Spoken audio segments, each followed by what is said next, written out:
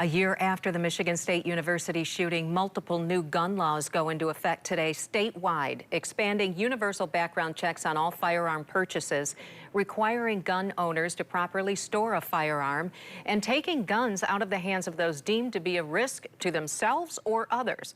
News 8's Byron Tollefson is live outside the state capitol now with more on what's changing. Byron?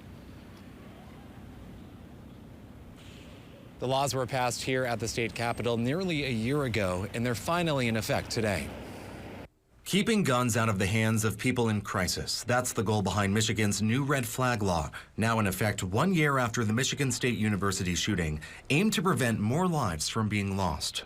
It is heartbreaking every time we have a story about an incident like what happened in MSU, and you have so many people say, what if somebody had stepped in? What if somebody had done something? And it's so often people just don't know what to do.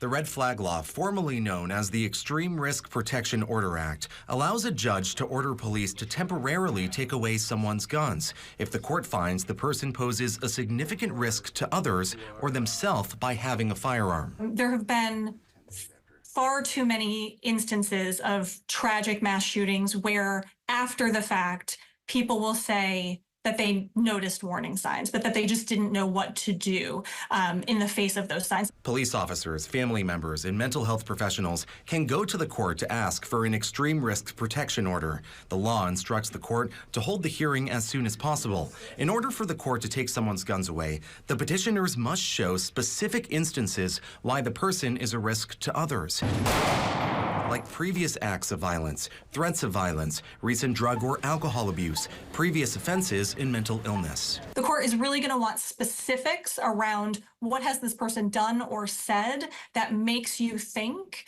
that they are in crisis and pose a risk if they have access to firearms. The order typically lasts a year, and police would hold their firearms for that time. They would have the chance to appeal.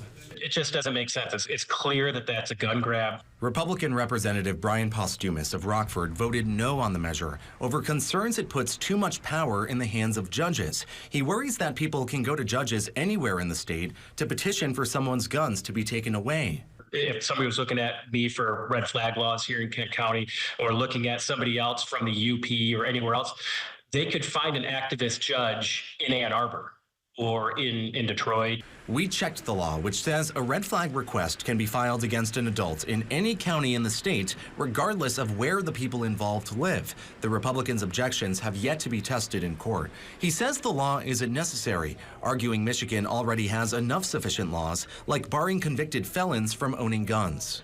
Let's enforce the laws that are already on the books before we start looking at adding new laws that hypothetically might work in some scenarios. If the person refuses to give up their gun, they could face jail time as well as fines. Multiple offenses could result in a prison sentence of up to 5 years. Live in Lansing, Byron Tollefson, News 8.